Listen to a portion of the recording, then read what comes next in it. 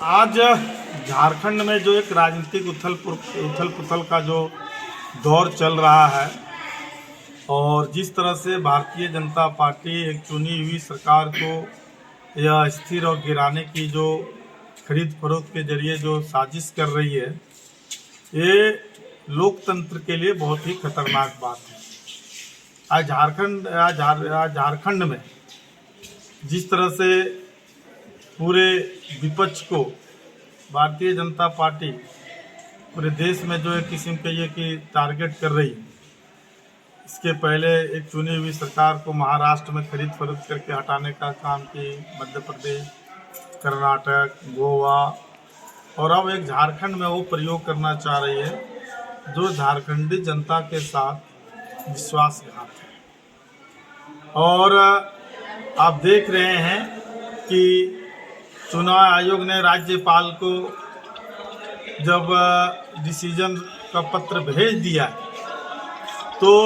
झारखंड के राज्यपाल का अभी तक कोई निर्णय नहीं सुनाना एक किस्म खरीद फरोख्त को बढ़ावा देने के बराबर है। आखिर राज्यपाल को जो भी निर्णय लेना था वो ले करके अभी तक घोषित करना चाहिए।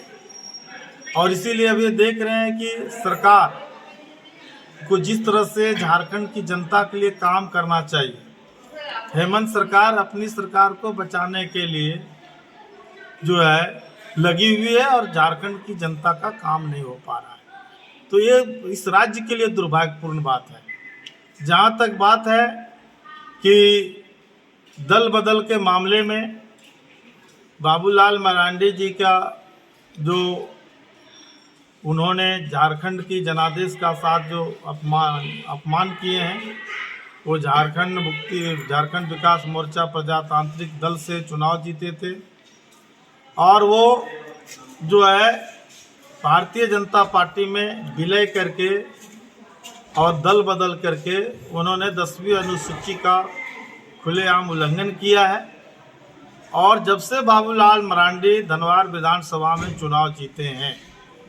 धनवार की जनता का एक भी काम नहीं हुआ है। इनके चुनाव जीतने के बाद लगातार हत्या और जो है सो बेरोजगारी, प्रशासन की धांधली और भ्रष्टाचार और लूट और दमन का राज बढ़ा है। आप देख रहे हैं कि तीसरी में चाहे वो अंशु बर्नवाल, चंदन बर्नवाल की हत्या हो, चाहे आपके गाँव में एक बच्चे दलित की हत्या हो, या अभी 2 चाची भतीजी मुस्लिम का धनवार में हत्या हो,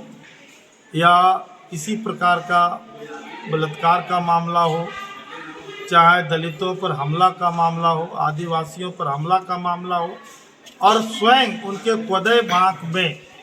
4 साल से वृद्धा लोगों को पेंशन नहीं मिलना, जो बाबूलाल जी राज्य के तकदीर और तस्वीर बदलने की बात करते हैं,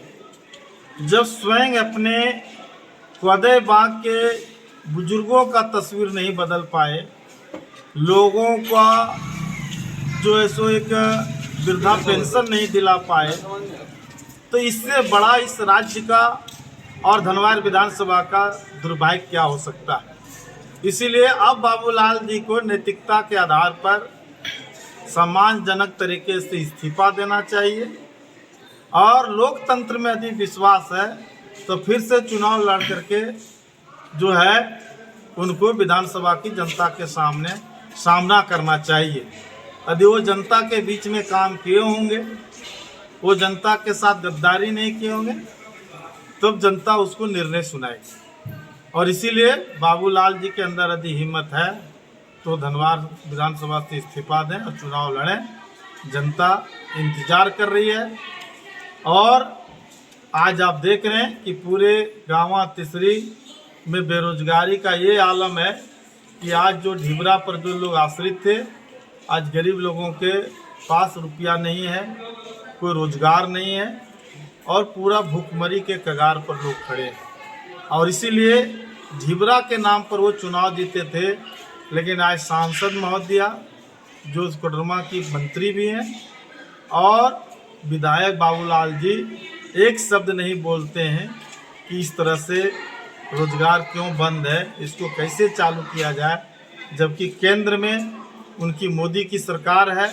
जहां कानून बनता है। हम समझते हैं ढिबरा के लिए, माइका के लिए यदि कानून बनाने की ज़रूरत पड़ती तो क्यों नहीं बनाया जा रहा है, क्यों नहीं अलग से जो है एक कानून बनाने के लिए जो है सो एक विधेयक पेश किया जा रहा है। तो ये विधेयक नहीं लाना जनता के साथ विश्वासघात है और इसीलिए भाकपा माले ऐसे निकम्मे नेता को इस्तीफे की मांग करते हैं और हम लोग गांव-गांव में जाएंगे और इस सवाल को लेकर के हम लोग जो है जन आंदोलन को तेज करेंगे।